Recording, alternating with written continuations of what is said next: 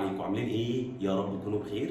انا عمرو عزيز معاكم، واحنا النهارده هنتحرك نعمل لكم ريفيو جديد على مشروع من اهم مشاريع شركه صادق في مدينه 6 اكتوبر، مشروع اكتوبر بلازا.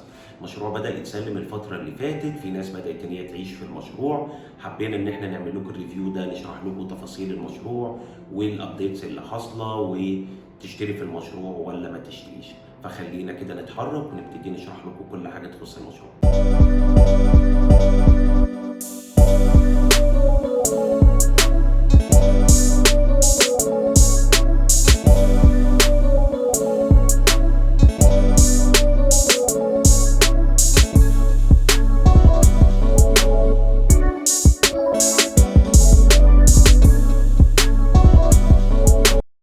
احنا النهارده بنتكلم على مشروع مميز جدا لشركة صادق، وهو مشروع اكتوبر بلازا.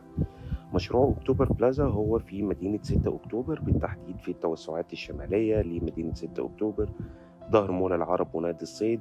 بقدر اروح للمشروع من على محور البوليفارد او من على محور جمال عبد الناصر. المشروع لما نيجي نتكلم على مساحة المشروع وفكرته، فهو بوتيك كومباوند، هو مساحته 30 فدان. المشروع بصفة عامة هو متقسم ل4 كلاستر.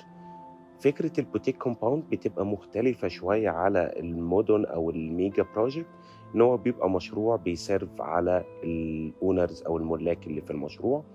فلما أجي أتكلم على المشروع إيه الخدمات اللي فيه، بلاقي إن أنا المشروع عندي متقسم ل4 كلاستر.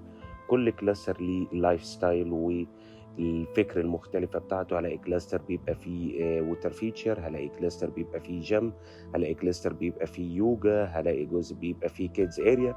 كل كلاستر بيبقى مختلف. وهلاقي في نص المشروع في كلاب هاوس بيسيرف على المشروع بالكامل، وهلاقي فيه تراك بيوصل طوله لكيلو 700 متر. ايه الخدمات اللي موجودة في المشروع؟ هلاقي ان انا عندي في كلاب هاوس في صيدلية، في سوبر ماركت، في كافيه، وهلاقي ان في مبنى ديني موجود في المشروع. لما نيجي على المشروع فكرته عاملة ازاي كمساحة بنائية، هو المشروع عمارات، بيكون ارضي و3 ادوار. المشروع بيبقى عبارة عن شقق، سواء ارضي بجاردن او تيبيكال او بنت هاوس. فكرة المشروع وايه اللي بيميز المشروع ده كشركة صادق. شركة صادق مميزة جدا بالأسلوب بتاعها وباللايف ستايل بتاعها، وشركة الإدارة والفاسيلتي وخدمة ما بعد البيع. وده طبعا ظاهر عندنا من صور المشروع والمستوى الفاسيلتي. طيب، ده كده تحليل مبدئي للمشروع. خلينا برضو نقول زي كل فيديو أو كل ريفيو، أشتري إمتى في المشروع ده وأشتري ولا ما أشتريش. المشروع ده كانفاست وكمستقبل هيبقى حلو جدا، لان المنطقه التوسعات الشماليه هي من المنطقه المهمه جدا كاستثمار، وان المنطقه لسه ما خلصتش بالكامل. فقابليه المعيشه النهارده هتبقى كويسه، بس كقدام بعد ما المشاريع اللي حواليها تخلص والطرق تبقى خلصت بنسبه 100%، هتبقى معيشه هايله جدا، وكاستثمار هيبقى من فرص الاستثمار الرائعة جدا.